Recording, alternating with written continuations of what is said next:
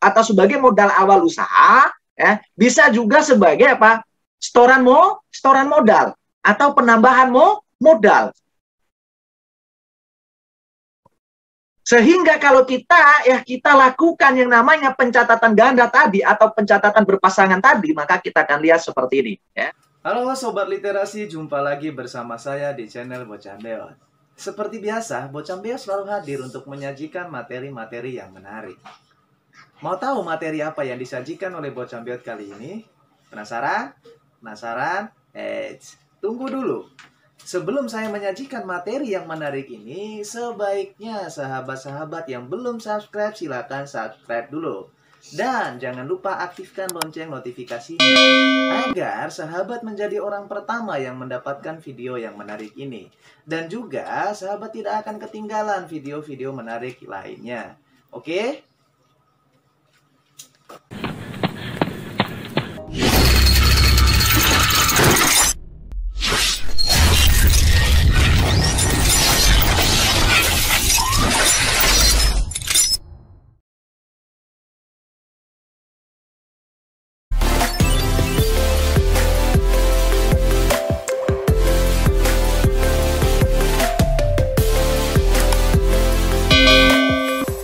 Assalamualaikum warahmatullahi wabarakatuh.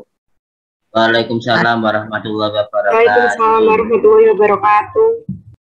Selamat sore, apa kabar semuanya? Alhamdulillah sehat. Luar biasa. Luar biasa. Luar biasa. Ini salah kali ya. Selamat pagi semuanya. Selamat malam, Pak. Oh ya, Malam, malam Pak. ya. Soalnya nggak ada semangatnya gitu kan ya. Ya. Nggak ada semangat gitu ya. Alhamdulillah. Oke, puji Tuhan ya, puji Tuhan masih berjumpa lagi bersama saya di mata kuliah pengantar akuntansi dan Oke, akan masuk bagaimana kita menganalisa sebuah transaksi dan juga tadi kita mengatakan adalah bagaimana kita menyeimbangkan terkait dengan akun T tersebut yang dimana ya tadi saya garis bawahi bahwasannya setiap jurnal transaksi posisi debit dan posisi kredit itu harus sama. Ya, harus sama. Maka kita akan buktikan ya di beberapa contoh-contoh setelah ini. Nah, pertama kali terbentuknya akuntansi itu ya di mana ya sering atau dijuluki dengan namanya apa? Jurnal berpasangan. Ya, jurnal berpasangan. Nah, jurnal berpasangan ini pertama kali yang sekarang itu dijuluki sebagai bapak akuntansi yang dimana ya dia membentuk terkait dengan ya jurnal berpasangan. Jurnal berpasangan di sini adalah sebagai sistem pencatatan ganda. Yang dimana setiap pihak dalam suatu transaksi bisnis akan menerima sesuatu dan memberikan sesuatu sebagai imbalannya. Oke. Pihak-pihak di dalam suatu transaksi bisnis akan menerima sesuatu dan menerima imbalan. Maka dikatakan apa? Pencatatan ganda atau berpasangan. Yang dimana Bapak akuntansi ini mengatakan dalam istilah pembukuan itu apa yang diterima itu adalah debit. Dan apa yang diberikan itu adalah kredit. Apa yang diterima dan apa yang diberikan di sini adalah dicerminkan dalam sebuah akun T. Akun T itu adalah juga ya mencerminkan sebuah timbangan atau sebuah neraca. Ya, neraca itu adalah timbangan. Ya, yang dimana ya di neraca itu kan harus memposisikan ya kredit dan debit itu harus sama. Sehingga dia katakan apa? Timbangan. Nah, timbangan itu akan seperti apa? Timbangan itu akan seperti ini, yang dimana yang menerima itu debit, yang memberikan itu kredit. Dari sini akan beranjak kepada sebuah akun T. Ya, akun T di sini juga sama ya. Yang menerima itu debit, yang memberikan itu adalah kredit. Nah. Dan semua ini adalah ya semua ini juga pasti adalah apa? Pasti selalu ya ada hubungan timbal balik. Ya, karena tadi dia katakan sistem pencatatan ganda, semua pihak dalam suatu transaksi bisnis itu pasti adanya menerima sesuatu dan memberikan sesuatu. Contoh, ya, pada saat kita menjual barang, kita memberikan barangnya, ya, pasti kita mendapatkan apa? Mendapatkan uang. Kalau tidak mendapatkan uang, kita mendapatkan mendapatkan piutang. Ya. Nah, sehingga dari sini teman-teman ya, kita coba melihat ya, atau coba ya masuk dalam sebuah realnya ya, sebuah transaksi yang real ya, seperti apa yang berkaitan dengan tadi yang namanya pencatatan ganda tersebut. Ya, pencatatan ganda. Ya, atau tadi disebut sebagai timbangan. Maka kita akan lihat di transaksi yang pertama. Nah, transaksi yang pertama yang perlu kita lihat dulu adalah terkait dengan atau transaksi-transaksi yang ada hubungannya dengan laporan posisi keuangan atau neraca. Ya. Jika kita lihat yang pertama yang berkaitan dengan ya atau berhubungan dengan laporan posisi keuangan di situ adalah transaksi yang berkaitan dengan membuka rekening ya untuk apa? Sebagai modal awal. Ya. Yang dimana pada tanggal 1 Desember ya Chris Clark itu menyetorkan 25.000 ke rekening bank atas nama Net Solution. Ya, yang artinya apa? Kalau atas nama Net Solution berarti atas nama perusahaan. Yang di sini adalah ya kalau bukan ya pembukaan awal ya atau sebagai modal awal usaha ya bisa juga sebagai apa? Setoran modal atau penambahan modal. Sehingga kalau kita lakukan yang namanya pencatatan ganda tadi atau pencatatan berpasangan tadi, maka kita akan lihat seperti ini ya. Terlalu cepat. Nah, ya. Ini yang berkaitan dengan apa? Berkaitan dengan tadi pencatatan berpasangan. Yang paling bawah dulu ya. Kita lihat yang paling bawah dulu. Yang dimana di sana adalah ada akun T yang berkaitan dengan kas dan juga ada akun T yang berkaitan dengan modal.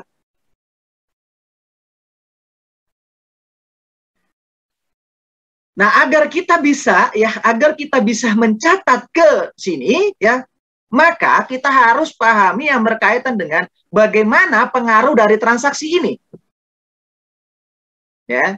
Bagaimana pengaruh dari transaksi terkait dengan menyetor uang ke Net Solution. Sehingga kita lihat di sini adanya kas itu berposisi di debit dan ya modal itu berposisi di kredit. Nah, ini artinya yang tadi adalah posisi debit dan posisi kredit itu sama. Ya, nilainya sama. 25.000 di posisi debit, di posisi kredit juga 25.000. Nah, ini yang dinamakan sebagai jurnal umum. Nah, jurnal umum itu ya kalau kita membuat sebuah jurnal ya, ada ya saya memberikan dua contoh ya. Buat jurnal itu khusus untuk jurnal umum ya, buat jurnal umum itu bisa dalam bentuk tabel seperti ini. Ya, bisa dalam bentuk tabel seperti ini yang dimana ya ada kejelasan yang berkait dengan ada tanggal, ada nomor referensi, ya, habis itu ada nomor urutnya dan juga ada keterangan, ada posisi debit dan posisi kredit. Nah, bagaimana kita membaca dari ketika kita dalam bentuk seperti ini? Ya, bagaimana cara bacanya kalau misalnya dalam bentuk tabel seperti ini? Ya, cara membacanya itu adalah ya, mungkin batin Anda sudah mengatakan kas pada kas pada modal. Nah, itu saya sudah tahu kok pasti ya. Pasti sudah ada mengatakan kas pada modal. Ya, ketika kita melihat seperti ini bacanya kas pada modal. Ya, sebetulnya itu baca yang salah. Ya, itu baca yang salah. Yang benar bagaimana? Yang benar kalau kita membaca dalam model tabel seperti ini adalah kas bertambah di debit 25 juta, modal bertambah di kredit 25 juta. Saya ulangi kembali, bacanya adalah untuk membaca jurnal dalam bentuk tabel seperti ini.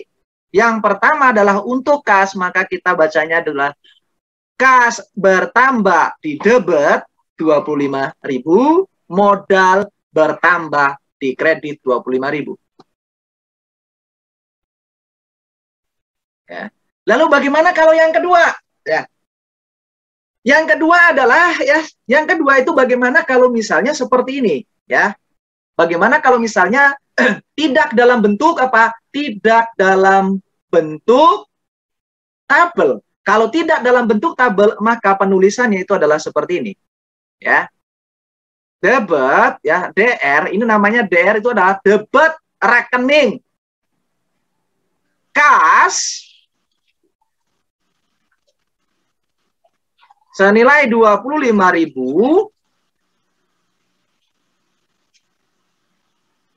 dan bukan pada. Sekali lagi saya bilang bukan pada, tapi dan kredit rekening modal, ya, senilai 25.000.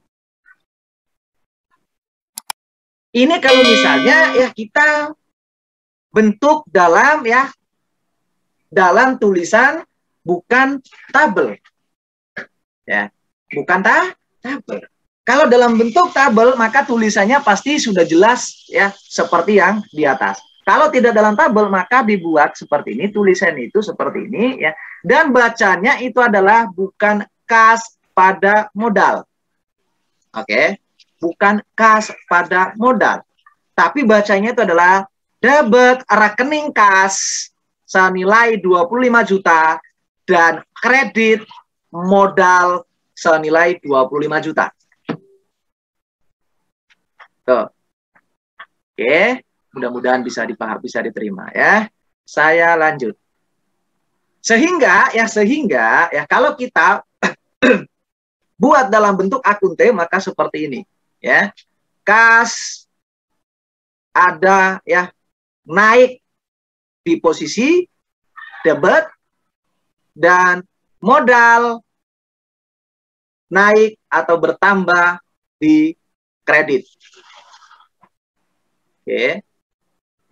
Kita akan melihat, ya, transaksi yang berikutnya. Nah, di transaksi berikutnya juga yang masih berkaitan dengan laporan posisi keuangan atau neraca, di mana, ya, berkaitan dengan membeli tanah. Nah, membeli tanah di sini, ya, maka, ya, untuk transaksi yang kedua, net solution membeli tanah senilai 20.000, maka, ya, dalam jurnal umum, ya, tanah bertambah 20 juta, ya, atau 20.000, dan kas berkurang 20.000. Ya, tanah bertambah debit 20.000 dan kas berkurang 20.000 di kredit. Dampaknya terhadap buku besar adalah akan seperti ini. Di akun T itu pasti akan seperti ini. Oke. Ya, ada kas, ya, berkurang di posisi kredit, tanah bertambah di posisi debit. Yang ketiga, ya, transaksi yang ketiga terkait dengan pembelian perlengkapan, masih berhubungan dengan neraca, masih sama, ya. Pastinya juga akan berdampak, ya, terhadap buku besar atau dalam akun T akan seperti ini, ya. Karena dia membelinya itu adalah membeli secara kredit, maka akan timbul apa? Perlengkapan dan utang usaha.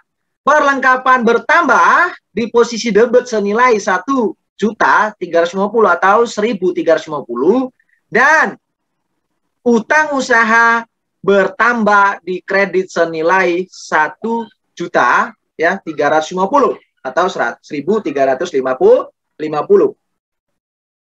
Ya. Yang berikutnya adalah, ya, mudah-mudahan bacanya nggak lupa, ya, nanti, ya. Yang berikutnya adalah kita akan melihat masih di transaksi yang berhubungan dengan neraca, ya. Yang berkaitan dengan ya transaksi yang berikutnya ini adalah transaksi yang nomor 6 ya dari persamaan dasar. Ya, yang berhubungan dengan apa? Menyelesaikan kewajiban kepada siapa? Kepada kreditor. Ya. Menyelesaikan kewajiban kepada kreditor akibat dari pembelian perlengkapan secara kredit. Ya. Maka dalam bentuk jurnal umum itu adalah ya utang usaha berkurang di posisi debit senilai 950 dan kas berkurang senilai 950 di kredit. Atau ya mendebet utang usaha senilai 950 dan mengkredit kas senilai 950. Dalam akun T akan terlihat ya pengaruhnya sangat jelas seperti ini. Kas akan berkurang senilai 950 dan utang usahanya juga akan berkurang senilai 950 ya. Oke. Selanjutnya adalah kurang sedikit lagi ya. Selanjutnya adalah ya dari 4 transaksi tadi ya, maka bagaimana ya kita mengaturnya itu yang berkaitan dengan saldo debit dan kredit ya. Ini kredit ya. Saldo debit dan kredit untuk akun laporan neraca. Ya. Maka kita akan lihat ya kalau kita melihat dalam neraca itu pasti ya ada 2 bentuk. Ada yang bentuknya itu adalah berurutan atau bersusun, ada laporan neraca itu dalam bentuk T. Oke. Ya. Laporan neraca ada yang dalam bentuk bersusun ya atau urut ke bawah, ada yang dalam bentuk T. Kalau dalam bentuk T maka di posisi ya sebelah kiri saya ya itu adalah aset yang berkaitan dengan akun-akun aset. Di sebelah kanan saya ya itu berkaitan dengan akun-akun pasifa yaitu liabilitas dan modal. Maka kita akan lihat ya, yang dimana di sini adalah di posisi aset ya. Jika asetnya itu bertambah, itu pasti di posisi debit. Jika asetnya turun atau kurang, itu pasti sisi kredit. Sebaliknya adalah di posisi sebelah kanan saya untuk laporan neraca itu memuat terkait dengan akun-akun liabilitas dan akun modal. Ya. Yang pertama akun liabilitas itu adalah berkaitan dengan jika dia turun, ya, liabilitas turun itu pastinya adalah posisi debit. Liabilitasnya naik itu adalah di posisi kredit. Ya. Yang berikutnya adalah apa? Modal. Ya, kalau modal ya sama. Ya, modal itu turun pastinya adalah di posisi debit. Ya. Naik ada di posisi kredit. Ya. Nah, sehingga kalau yang berkaitan dengan akun T yang berhubungan dengan laporan laba rugi di sini adalah ini pembentukan atau ya catatan atau ringkasan dari yang namanya buku besar. Ya. Ringkasan atau ya catatan-catatan dari buku besar. Yang pastinya itu adalah semua saldo-saldo normal atau saldo-saldo awal harus diposisikan sesuai dengan saldonya masing-masing. Setelah itu ditambah dengan yang berkaitan dengan transaksi-transaksi. Setelah itu dipindahkan atau dicatat dalam neraca. Ya, neraca itu ada 2. Ya, ada neraca saldo dan ada neraca. Ya, ada neraca saldo dan ada neraca. Ya. Kalau neraca saldo itu akan dilakukan atau digunakan pada saat sebelum kita menyusun laporan keuangan. Itu namanya neraca saldo. Kalau laporan neraca itu digunakan atau disusun atau dibentuk pada saat kita menyusun laporan keuangan. Ya, sehingga jangan sampai keliru dalam hal menyebut neraca saldo dan neraca. Ya. Biar lebih gampangnya itu adalah neraca itu adalah laporan posisi keuangan. Tuh, neraca itu laporan neraca itu adalah laporan posisi keuangan.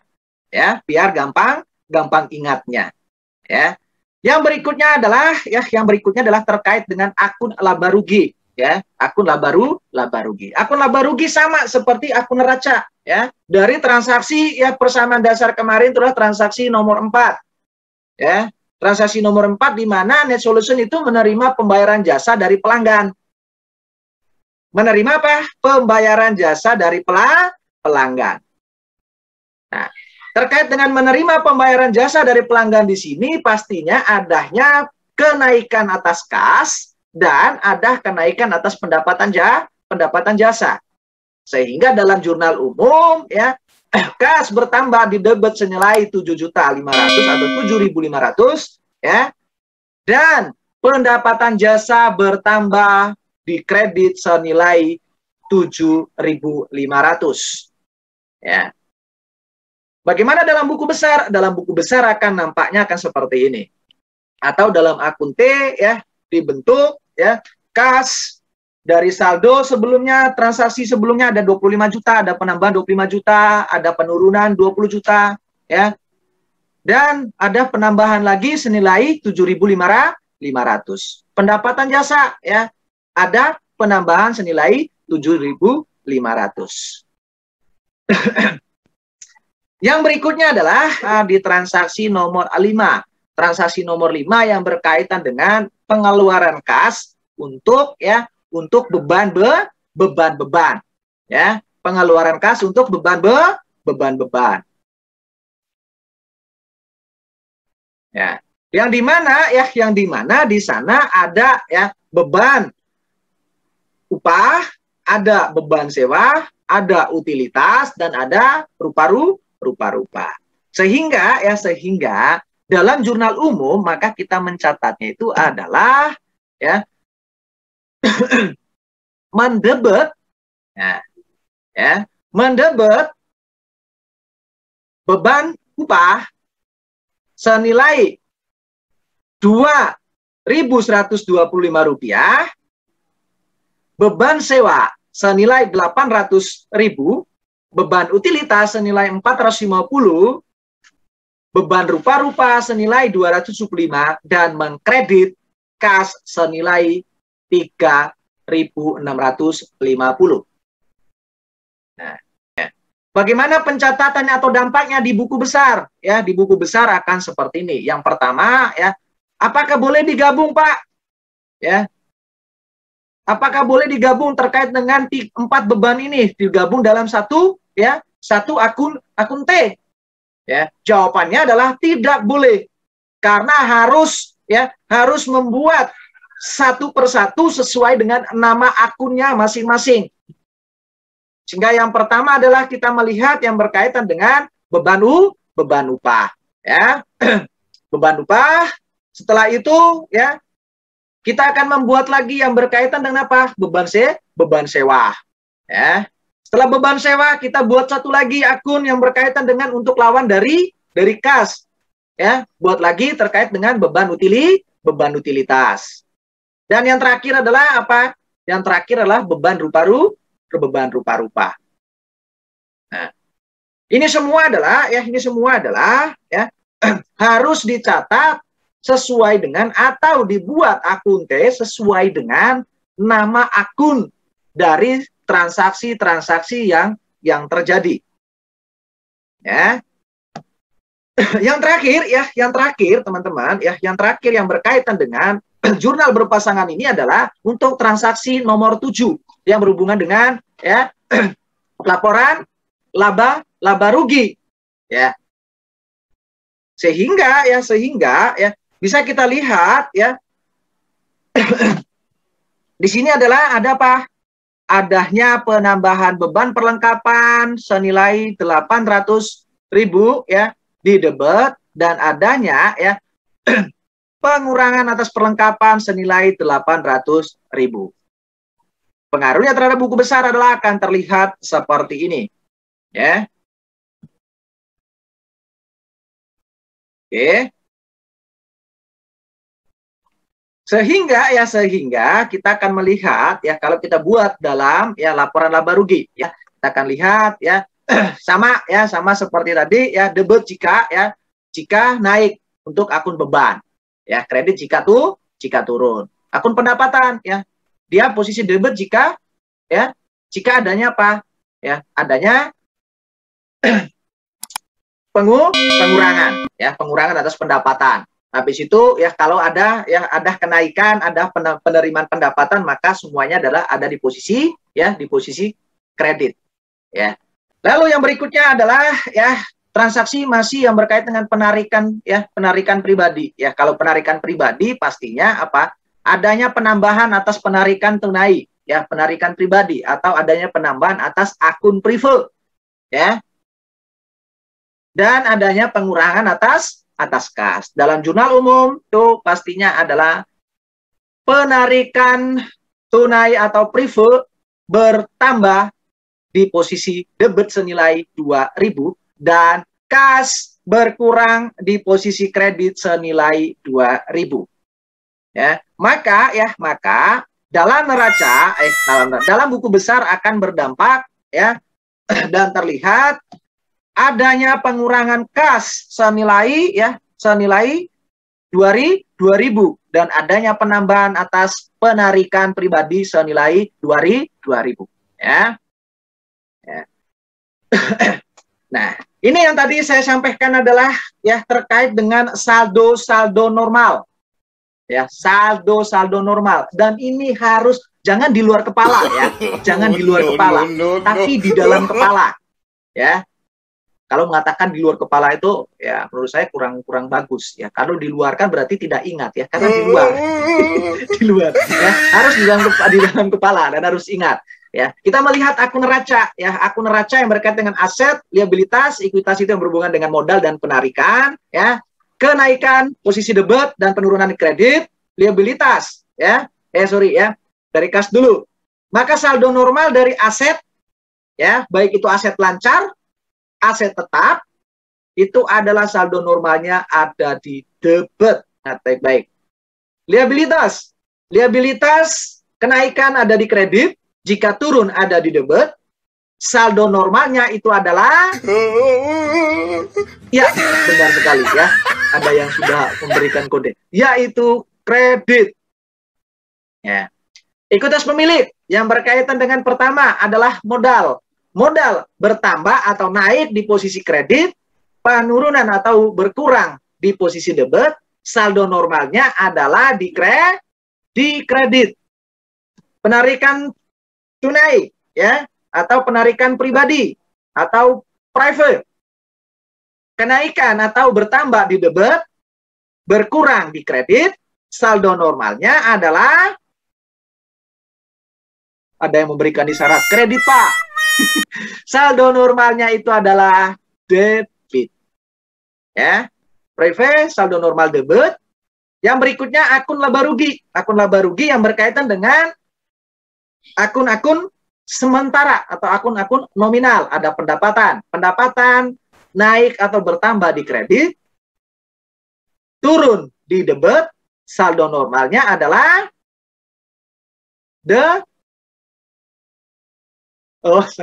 kredit ya, ada yang salah Pak ya. Oke ya. Beban bertambah di debit, berkurang di kredit, saldo normalnya adalah debit ya. Ada yang ikut langsung kredit itu. Saya melihat mimik wajahnya itu kan ya. Saya melihat gitu kan ya. Oke ya. Yang berikutnya adalah terkait dengan arus transaksi. Arus transaksi itu pertama kali itu adalah adanya terjadi transaksi, ada ketemu ya pihak-pihak. Setelah ketemu ya transaksi itu harus diapa? Harus diotorisasi ya. Setelah diotorisasi maka selanjutnya harus didokumentasi ya, di dokumen atau dicatat ya. Habis itu apa? Habis itu kita membuat sebuah jurnal ya. Lalu dari jurnal ya kita akan apa? Dari jurnal kita akan membuat atau memposting ke dalam buku